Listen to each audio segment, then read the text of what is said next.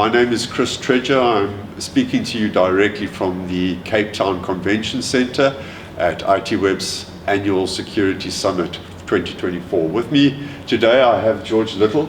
He's, you head up and lead security at the Brunswick Group in Washington, D.C. That's correct, yes. Thank you very much for your time. Thank you, Chris. George, for agreeing to be here with us. Delighted. Can you just give us, for those of our audience who weren't able to be here, could you just give us a short synopsis of what you discussed this morning? Absolutely.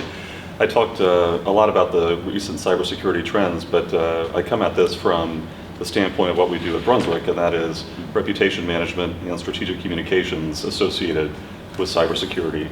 We're not necessarily on the technical side of the equation, but we help companies manage through and prepare for cyber incidents. After all, it's a win, not if situation for companies these days. And we've seen a lot of different trends over the past few years in cybersecurity, having worked dozens and dozens of cyber incidents with various clients around the world, to include South Africa. And ransomware is obviously on the rise. Really important to stay closely attuned to what's happening there. Yes. Nation-state activity is on the rise, perhaps driven by geopolitical events such as Russia and Ukraine. We have to be thoughtful about AI and what that means for cybersecurity and AI tools getting into the hands of cyber threat actors.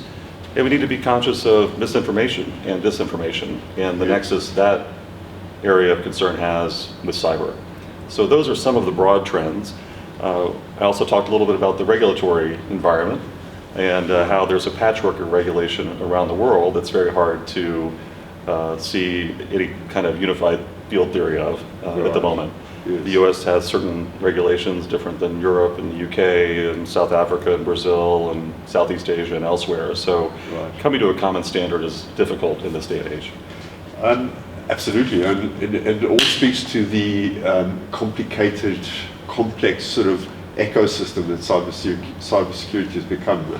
I know that there's all sorts of avenues of discussion we could take this in, but what is your core message to the market, specifically from a South African point of view, for businesses, business leaders, and I guess your cybersecurity professionals? What do you want them to know? I think it's really important. Cybersecurity professionals form an essential and important ecosystem in this day and age.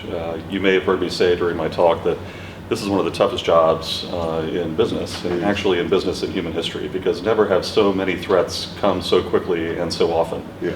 Companies are being attacked, whether in South Africa or the US or in Europe, every day of the week. And that is a persistent challenge and keeps me awake at night, even though I'm not on the technical side of things. So if you're the Chief Information Security Officer for an organization, in this day and age, it's not just about keeping the bad guys at bay and making sure that your fortress walls are protected. It's also about understanding regulation, understanding stakeholders. You have to understand geopolitics to some extent. Right. You're an ambassador and a diplomat. That's a much different kind of role for Chief Information Security Officers today than you had maybe 10 or 15 years ago. That's an evolution. The cyber threat landscape is changing. The role of cybersecurity professionals is changing. Yes. And I think that businesses need to think about leadership in that way. In South Africa, which I believe is a center for cybersecurity thought leadership, has clearly become more and more of a target, like other countries around the world, for various reasons.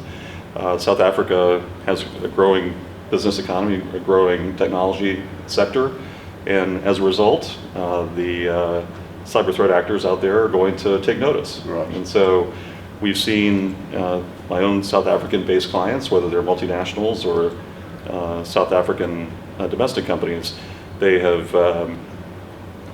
certainly come under greater scrutiny by cyber threat actors over the years. And that's not just technology companies, it's every sector, whether it's financial services, mining, maritime, you name it. Yeah. So these are key points that you're raising, and I did hear, and there's been an under statement, if you go, or theme that's running at the moment, which is the level of preparedness that companies need to be in, and the lack of preparedness that is becoming more obvious.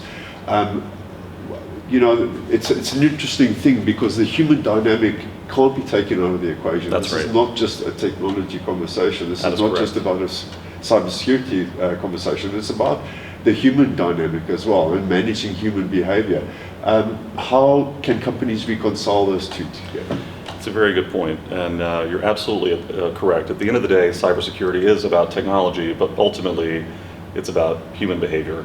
And a lot of companies seem to think that they can rely solely on the technology to protect them, and by all means, technology is important. We need to have perimeter defenses, we need to have endpoint detection, we need to have all the tools that cyber companies offer to companies around the world. But at the end of the day, this is about leadership and governance, and about understanding that we are all part of this community that needs to defeat this cyber threat.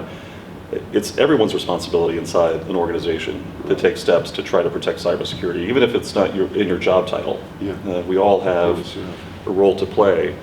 And I think that executive teams, corporate leaders that set that priority within an organization and do the preparedness work of having plans in place, even though no plan survives 100% first contact with the enemy. Right. But having a plan in place matters and can give you a leg up when the inevitable happens. Doing the simulations, having the regular conversations, creating a virtuous cycle of preparedness, and making sure that preparedness is not just a moment in time, a tabletop exercise, but it's a journey. Yes. That's where companies tend to do better, even those that do ultimately suffer cyber attacks, because they can demonstrate that they've taken action and they can be resilient. Well, I mean, I've just got one other quick question, and that's really, where do you see this going in the foreseeable future? I know this is a bit of a random question, but there's so many levels to this, there's layers to this.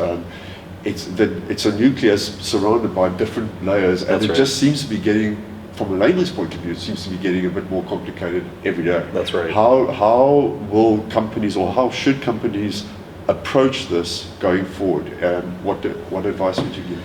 So I think that we're asking a lot of chief information security officers these days and their teams, and I wonder if we're going to have to think about how companies structure this, because it's such a big job. As I said earlier, it's about playing multiple roles and wearing many hats when you're in cybersecurity these days, and it may be unfair to those teams. So we may need to rethink how we organize ourselves around these threats inside companies. I think that looking out into the future, the nature of the threat itself continues to evolve. The threat actors become more sophisticated every day. They have tools that only nation states had access to a few years ago. And I'm very concerned that we're not just going to see data exfiltration attempts, or data or operational attacks on companies bringing down systems, but we're going to see data manipulation incidents that infect the data that you hold, and it's very hard to remediate that kind of situation. So I think that this is an evolving world. I think that one thing that we might need to think about in this human sport we call cybersecurity is the need to create trusted networks across companies that will enable greater information sharing, especially at moments of threat. And that may require us to become a little less concerned, to some extent, about keeping things close hold within the company, even though I understand there are implications. But if you have trusted outside advisors, whether that's in government, whether that's in other companies, other industries, where you can help gain information that will help you defeat an attack, then I think we need to open our eyes and our minds to that kind of thinking. It has to be done in the right way. Yes. I'm not saying we should sacrifice our confidentiality of our systems or proprietary information, but we need to find a way to work together across the cybersecurity ecosystem in a much more thoughtful, integrated way.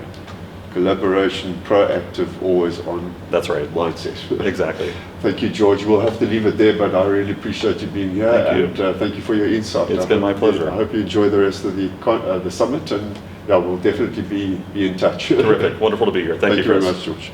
Thank you very much for watching, and please keep watching. IT Web TV will be back again. Thank you.